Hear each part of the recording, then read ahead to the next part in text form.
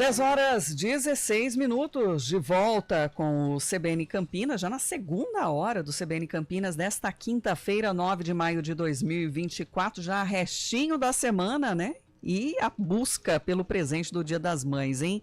Já fez a compra, vai presentear, se não a mãe, a sogra, a esposa, né? Ou a tia, a avó. Todo mundo acaba merecendo um pouquinho de atenção nesse período, nessas mulheres que são importantes na nossa vida. E a gente ontem falou, né, do comércio que está já preparado, né, para atender o consumidor exigente, né, porque quer dar algo com qualidade, né, e bom preço associado a isso também para homenagear as mulheres nesta data, e tem bares e restaurantes também projetando maior movimento no Dia das Mães. Deve ser também uma das principais datas para esse setor, não é, Matheus Masson, que é conselheiro regional da Associação Brasileira de Bares e Restaurantes, já está conectado aqui com a gente. Seja bem-vindo. Obrigado, é um prazer poder falar com a CBN, e é verdade, o Dia das Mães é uma das datas mais importantes aí do setor, e a nossa expectativa é muito positiva nesse Dia das Mães de 2024. E esse otimismo é provocado por quê exatamente, hein?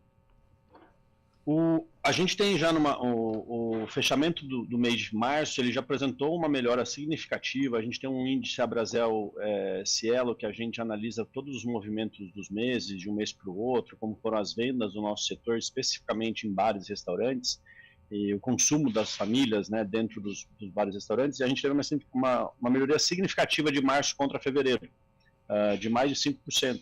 Isso mostra aí um pouco de apetite, de melhoria do consumo dos clientes, e isso traz um sinal, normalmente ele traz um sinal positivo aí para o Dia das Mães. Então, a gente entende que essa melhora que já foi apresentada no fechamento de março, ela, nos dados preliminares que a gente tem em abril, também está acontecendo isso, e agora a gente entende que vai ser refletido.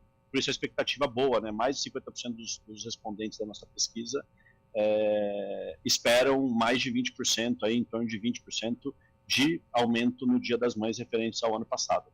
E, Matheus, quais são as principais datas, né? Eu, há 20 anos, quando era mais jovem, eu trabalhei em restaurante durante 3 anos, antes de fazer jornalismo ainda. O Dia das Mães, pelo menos onde eu trabalhava, era a principal data, era um movimento absurdo, formava fila, assim, ficava horas de fila para o pessoal conseguir comer. É a principal data ou perde para o Dia dos Namorados? E como que vocês trabalham nessa data? Os restaurantes trabalham só com reservas? Como que vocês preparam para isso? O Dia das Mães, para o setor em geral, ele é a melhor data mesmo. A namorado nem todo mundo tem, mas mãe todo mundo tem, né? Então, e a gente briga também que, cara, quando é pai a gente pode fazer churrasco em casa. Quando é mãe, a mãe não quer cozinhar, quer sair, quer se divertir. Então, ele movimenta muito bem. A gente considera a melhor data para o setor, o Dia das Mães. É claro que um esportes bar, ele não vai ter um movimento tão legal quanto um restaurante focado com um foco, uma vertente para a família. Então a gente tem aí algumas datas que são mais importantes especificamente para alguns subnichos do nosso setor, mas o Dia das Mães em geral é o melhor. O que acontece normalmente? E aí algumas recomendações já, né? Fazer reservas é uma recomendação interessante. Essas reservas já conseguem mais de um mês de antecedência, os clientes já começam a pedir reservas nos restaurantes, então isso é bem importante. Muitos restaurantes acabam não trabalhando com reserva porque fica difícil de segurar a reserva com uma fila muito grande, então a ideia é chegue cedo. Então, alguns estabelecimentos a gente tem conhecimento que, cara, normalmente abrem no meio-dia, eles começam a abrir mais cedo, às 11h30, 15 para meio-dia.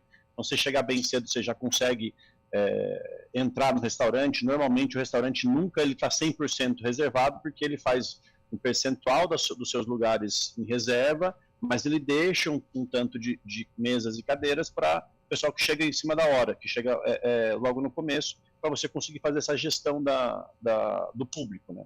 Então, se alguém não fez reserva, chegue bem cedo, que você tem uma chance muito boa de ser atendido e entrar logo no começo. Uma alternativa que a gente tem sentido dos últimos anos a divisão do Dia das Mães, né? A gente está falando que o Dia das Mães o almoço de domingo, ele está no Dia das Mães, mas muita gente começa a antecipar. Então, de uns anos para cá, até por essa questão de não quero pegar fila, cara, é um estresse, de vez em quando você tem que ficar muito tempo esperando, atrapalha um pouco a experiência, né? Muita gente começa a fazer no almoço sábado. Então, vários estabelecimentos, eles dizem, o meu almoço do domingo das mães virou o sábado das mães, né? Então, muita gente antecipa. Isso é muito positivo, porque, cara, para a gente conseguir gerenciar a demanda ajuda também. Então, os estabelecimentos normalmente estão preparados para um movimento grande no sábado e um movimento ainda maior no domingo. Então, quem quer fugir um pouco de fila faz sentido ir nessas datas. Um ponto de atenção aqui, o pessoal que está pensando delivery tem dificuldades, porque é muita gente atendendo, e os restaurantes que fazem os dois tipos de serviço, né, que atendem no salão e atendem no delivery, normalmente a fila do salão e a saída dos pratos do salão ela é considerada mais importante. Então, muito restaurante acaba tendo dificuldade de atender o delivery. Então, ele fecha o delivery, ele não está com o delivery no ar. Nessas datas, a gente tem uma dificuldade de motoboys. Então, aqueles estabelecimentos que têm os motoboys que não são da equipe, eles são da nuvem, por exemplo, dos aplicativos, e a gente chama esse motoboy para vir fazer o pedido. Você não acha esse motoboy, porque se eles não, muitos desses optam por não trabalhar naquele dia, que também vai ter os seus almoços com as suas famílias, assim por diante. Então, o pessoal que está se programando para pedir delivery, a recomendação é fazer muito cedo também. De preferência, tem alguns estabelecimentos que programam o pedido, então você faz, para já, na hora que abre, ele já está soltando todos os deliveries. Então tem esse ponto de atenção também para o Dia das Mães. Isso talvez facilite até para o próprio comércio também, né? De número que deve atender, para fazer estoque, enfim, para não criar uma má impressão, né? Porque esse cliente que às vezes vai nessa data especial, às vezes é a primeira vez que está tendo esse relacionamento, né, com o bar, com o restaurante, enfim, a intenção é que ele volte, né? Se causar uma má impressão nessa data, já era. Exatamente, né? A gente até brinca, o brasileiro gosta de pegar fila, né? Porque a gente vai para São Paulo, vai para as grandes capitais, cara, as filas são gigantescas e o pessoal fica na fila. Mas mesmo assim não é uma experiência legal, né? É muito mais gostoso, você, imagina, a expectativa não é de calor, então imagina você ficar na rua, na calçada, numa fila quente, com calor, sol batendo na cabeça, não, você já começa a experiência do seu almoço de uma forma não positiva. E hoje sair para uma data dessa, uma data comemorativa, ela está muito mais relacionada com a experiência, né, com o divertimento, com o convívio com os familiares, do que realmente com a comida. A comida não é o ator principal neste momento, ele é o fator de unir as pessoas em volta da mesa. Então, a experiência que é importante. Então, a melhor forma que os estabelecimentos conseguem organizar é, primeiro, conseguir fazer com que o público quebre em duas datas, no almoço do sábado, no almoço do domingo, organizar muito bem as reservas, ter atendimento na fila. Então, tem muitos estabelecimentos que normalmente não têm filas grandes, mas nesse dia tem, então eles contratam o que a gente chama de freelance, o garçom que vai servir um chopp na fila, fazer um petisco na fila, para a percepção do tempo da espera ser menor, né? Ou criar até um ambiente ali, né, externo mesmo, mais agradável. Coloca mesa, umas banquetas, uns bistrôs para você conseguir se servir, se alimentar. É tudo uma questão de percepção, né? Se você não está sendo atendido, está contando o tempo. Se você começou a ser atendido, você já entrou no papo, já está tomando uma taça de vinho, já está conversando, um shopping. Então, são técnicas que a gente usa, que todos os clientes estão acostumados já, né? Mas a gente faz isso com mais intencionalidade nessas datas. Ô, Matheus, pensando até aí pelo histórico, né, que você falou dessa recuperação gradual do setor, né, Dia das Mães é algo que já é programado, né, assim, já sabe que vai dar bom, né, para o setor. Mas pensando daqui para frente também, né, a gente sabe que alimentar fora de casa está mais caro, né? Como que vocês do setor lidam também com isso, né, para garantir esse acesso ainda, né, dos consumidores sem impactar tanto no orçamento? O comer fora de casa está mais caro e a parcela do comer fora de casa dentro do orçamento da família também está mais representativo. E isso é um problema que a população ela resolve de duas formas, né? Ela ou diminui frequência, eu saía mais vezes, estou saindo menos vezes, ou eu reduzo o ticket médio. Eu ia num restaurante que o valor era X, eu vou num restaurante um pouco mais em conta, porque eu não quero deixar de ter a frequência de sair com os amigos, de sair para jantar com a esposa, com a família, assim por diante. Como que a gente, do lado de cá, a gente consegue melhorar? Primeiro ponto, e ele não é tão positivo, é repasse de ajuste de custos. Então, hoje, antigamente, eu falava que pré-cardápios digitais, pré-pandemia, pré-essas loucuras que estão acontecendo nos tempos de hoje, cara, um restaurante atualizava os preços de cardápio 2 vezes por ano. Hoje, a gente está quase online. De uma semana para outra, mudou o valor da carne, cara, você atualiza seu cardápio, porque você não consegue ficar tomando uma margem negativa, né, tomando prejuízo naquela venda. Se aquela venda é muito representativa, você pode ter problemas na sua gestão de fluxo de caixa. Então, é muito mais rápido.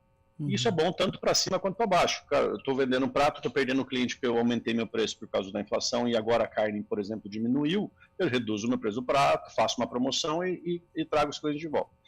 Então, mas hoje, o setor não está conseguindo repassar esses ajustes de inflação e essa é uma das alternativas. Uma outra alternativa que ela é bem mais inteligente é criatividade com cardápio.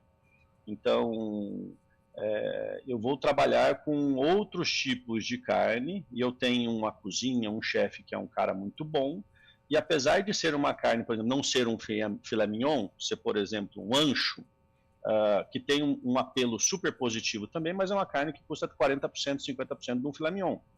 Então, como que eu faço os meus garçons oferecer o ancho ao invés de oferecer um filé mignon que é mais caro? Então, você começa a ter algumas engenharias, que a gente chama até... Tecnicamente, nosso setor chama engenharia de cardápio. Então, como que eu faço que o cliente ele vá para um prato que, cara, ele vai gostar, que tem atratividade, mas que me traz uma margem melhor. Então, hoje também, até o fato da gente ter essa mobilidade com cardápios digitais, etc., você consegue fazer melhor esses ajustes. Então, subiu o polvo. Então, por exemplo, começo do ano, o polvo aumentou quase 100% o preço. No restaurante que eu trabalho, a gente tem a questão do polvo. Cara, a gente deixou de colocar o polvo na capa do cardápio. Porque eu tenho ele tive que aumentar o preço, eu tirei ele da capa do cardápio para não ter a percepção que, cara, está aumentando muito o preço e comecei a trabalhar outras carnes. Então, esses tipos de técnicas, elas são muito importantes. Tem alguns restaurantes que fazem uma técnica que a gente chama, que é repasse de inflação por quantidade. Eu não aumento o prato, mas eu diminuo a porção. Então, a carne tinha 200 gramas no prato, não tem mais 200, tem 180, então eu acabei de abaixar 10%, aí eu acabei de precificar meu prato 10% mais caro, entre aspas, né? Então, são algumas técnicas. O estabelecimento que faz isso de uma forma consciente, com gestão, é o que faz isso não gerando impacto de percepção negativa para o cliente. Então, isso acontece, por exemplo, no Dia das Mães, de fazer essa valorização sabendo que a procura é maior? Tem lugares que sim, era uma prática mais comum antigamente. O cliente não conhecia teu restaurante, ele não sabia como eram seus preços, então naquele dia alguns restaurantes levantavam. Hoje em dia você tem tudo muito online, então é mais difícil, ele já sabe o preço do seu prato, ele já viu alguma promoção. Hoje a gente publica os preços dos cardápios, antigamente você ia procurar o preço de um prato no cardápio, você tinha que ligar no restaurante e perguntar quanto que era. Hoje na internet você acha todos os preços. Então é uma prática que cada vez, eu não entendo como uma prática positiva e cada vez ela está sendo reduzida.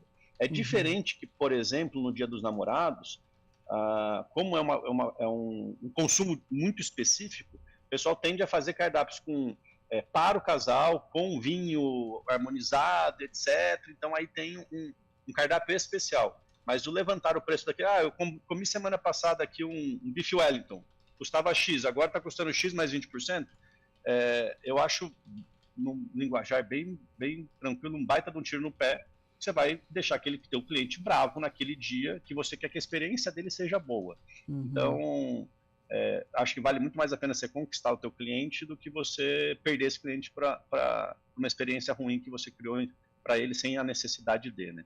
Matheus Masson, obrigada por compartilhar então esse cenário dos bares, dos restaurantes, dessas expectativas e que haja aí bons momentos familiares nesses ambientes. Obrigado, é um prazer sempre falar com vocês e para todas as mães que estão escutando aí, feliz Dia das Mães antecipado, né? Obrigada por elas.